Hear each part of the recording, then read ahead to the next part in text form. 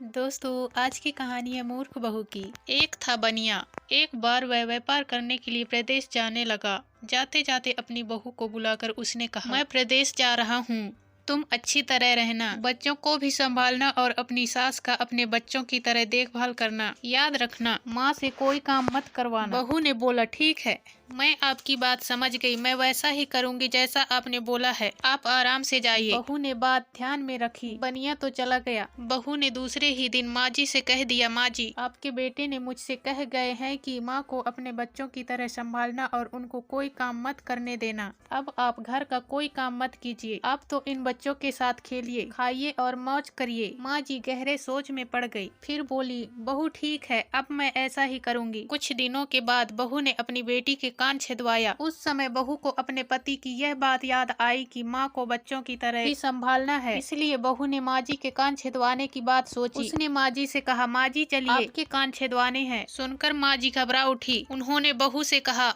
बहू मुझे अपने कान नहीं छिदवाने हैं, क्या अब अपने इस बुढ़ापे में मैं अपना कान छिदवाऊं? बहू बोली, जी नहीं माँ जी, आपको तो यह करना ही होगा। मैं नहीं चाहती कि आपका बेटा मुझे कुछ कहे, इसलिए आपको मैं अच्छी सी देखभाल करूंगी। मेरी दोनों आंखें बराबर है, जैसी लड़की है वैसी ही आप भी हैं। माँ जी मन ही मन समझ गई और सोनार के पास बैठकर उन्होंने अपने कान छिदवा लिए। सोनार ने कान छेड़े और कान में धागा भी डाला। बहू जिस तरह रोज रोज लड़की के कान में तेल लगाती थी, उसी तरह माँ जी के कान में भी लगाती रही। थोड़े दिनों के बाद बहू ने अपने बेटी के लिए बाली बनवाई तो उसे अपने पति की याद आई।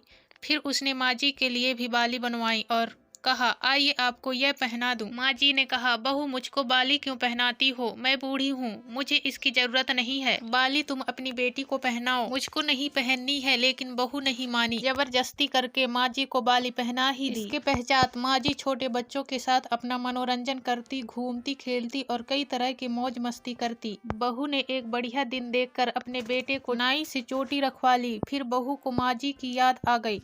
माँ जी बच्चों के साथ खेल रही थी, उन्हें वहाँ से बुलवा लिया और कहा, माँ जी आइए, नाई के सामने बैठिए, अपने लड़के की तरह मुझे आपके सिर पर भी चोटी रखवानी है। जब गोविंद की चोटी रखवाई है तो आपके क्यों ना रखवाऊं, इसलिए आप जल्दी आइए। माँ जी ने बहू को बहुत समझाया पर बहू टस से मस ना हुई। आखिर माँ जी नाई के सामने बैठी और उन्होंने अपने सिर पर चोटी रखवाई। बहू ने गोविंद को और माँ जी को जो बोला वही किया उनके साथ। बाद में बहू रोज माँ जी के चोटी में तेल डालती, चोटी गूंथती और सर पर ओढ़नी डालकर माँ जी को बच्चों के साथ खेलने के लिए भेजती। जब खाने का समय होता तो बहू उनको आवाज देकर बुलाती है। ऐसे ही रोज का हाल था। जब बेटा घर वापस आया तो सबसे पहले उसने बहू से माँ के बारे में पूछा कि माँ कैसी है और कहाँ है, मुझे उनसे आशीर्वाद लेना है। बहू ने बताया, माँ जी तो बच्चों के साथ खेल रही है, यहीं कहीं होगी, आ जाएगी। बेटे ने पूछा, क्या कहते हो, माँ गली में खेलने गई है? गली में तो बच्चे खेलते हैं,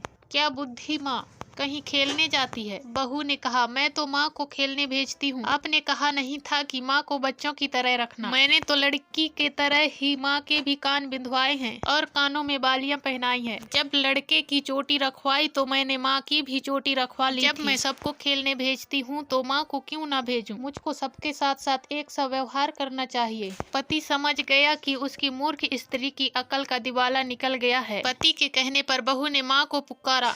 माँ जी गली में से खेलती खेलती आई और अपने बेटे को देखकर उसकी आंखों में आंसू छलछला आए। माँ की हालात देखकर बेटा भी दुखी हो उठा। बहू की मूर्खता के लिए बेटे ने माँ से माफी मांगी और बहू को बड़ी उल्टी सीधी सुनाई।